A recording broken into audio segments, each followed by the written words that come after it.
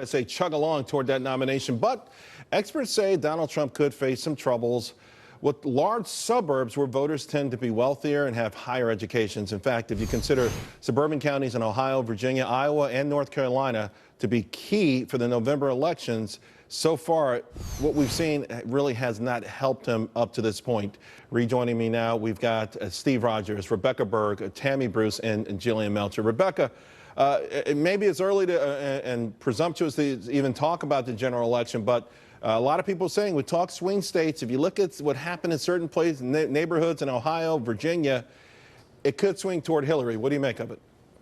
It could, and this is one of the arguments that John Kasich is already making in terms of his electability moving into the general election. The argument being made against Trump is that although he's winning white voters now, he's going to struggle in a general election when it comes to voters we consider to be white-collar white voters, so college educated in middle class or higher income brackets, the types of people who live in these suburban communities. And these are key Republican voters usually. So Mitt Romney won these voters in 2012, but he only ended up winning 59% of the white vote in that election. What Donald Trump has been saying he could do in this election is he could actually increase the vote coming out to vote for Republicans, that he's bringing together a new Republican coalition, these working class voters that we've been talking so much about. But the concern with Donald Trump among many Republicans is that these suburban voters, college educated white voters who have typically supported Republicans would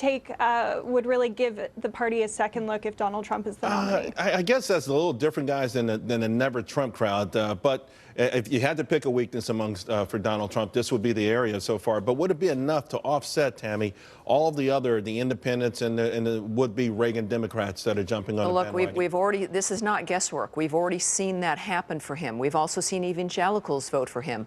We see Democrats crossing the line to vote for him. We don't see Republicans crossing the line to vote for Hillary or Bernie Sanders.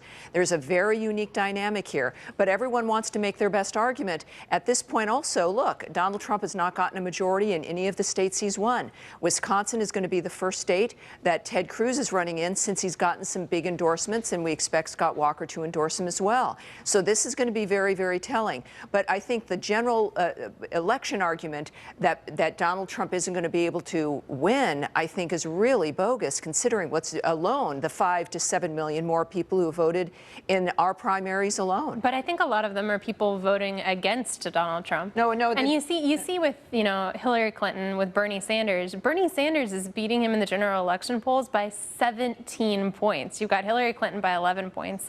I think the county thing is one big vulnerability for him. But if you look at female voters, a huge Republican constituency, 30% of them say that they would be profoundly upset if he in the analysis of the votes. Let me challenge that, Joe, very briefly. In the analysis of the votes, the people who've crossed over, the Democrats and the independents, voted for Donald Trump. Those are where the new voters I guess the question, though, is there enough of them? Give you an example. In Pennsylvania, 54,000 Democrats have changed over to Republicans, but 27,000 Republicans have changed over to Democrats. So when you net it all out, is the number big enough? I know the 20,000 number in Massachusetts, but Hillary and Bernie almost got more votes than all the Republicans combined. So is it enough to get them over the Charles, I'm going to quote Ronald Reagan, tear down this wall. Everybody's building walls. Which one? Female walls and this wall and that wall. But here's my point. The dynamics of this election has changed every day as a result of national security.